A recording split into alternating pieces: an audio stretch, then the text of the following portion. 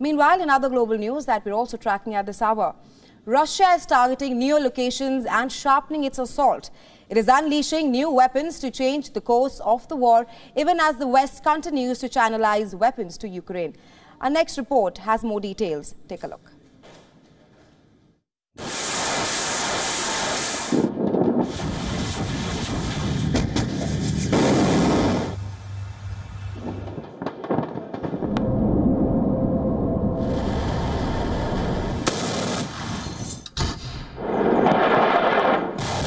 Ukraine was long relying on longer-range weapons.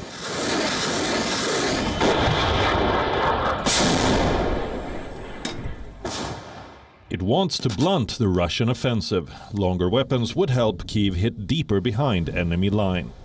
But Moscow shows that it is prepared to neutralize the threat from newer Western weapons. Kremlin claims that it has shot down US-supplied GLSDB-guided smart bomb fired by Ukrainian forces. The ground-launched small-diameter bomb is fired on a rocket and then glides to its target. Guided by GPS satellite, it zooms on to its target with precision. The weapon system has a 150-kilometer range and has 24/7 operational capability. It can be launched from hidden positions. Ukraine had long sought the weapons to hit Russian command centers, supply lines and other targets deep behind the front line. Washington is thought to have begun supplying them this year. On the battlefield, Ukraine's military claims that it is pushing back against Russian troops in the long and grinding battle for Bakhmut. Russia is now increasingly focusing on the city of Avdiivka near Bakhmut, and the city bears the scars of heavy fighting, reduced practically to rubble.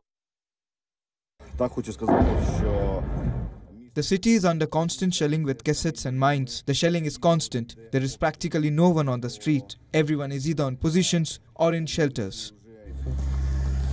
In the eastern Donetsk region, at the front, Ukrainian artillery units are using French Taud howitzer towards the Russian lines.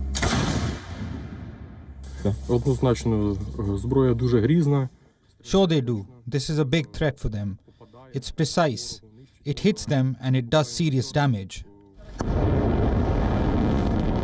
Far from the battleground, there are wider echoes. Moscow is testing the waters in the Sea of Japan. 2 Russian boats launched simulated missile attacks on mock enemy warships about 100 kilometers away using 2 Musket cruise missiles. These are supersonic anti-ship cruise missiles that can carry both conventional and nuclear warheads.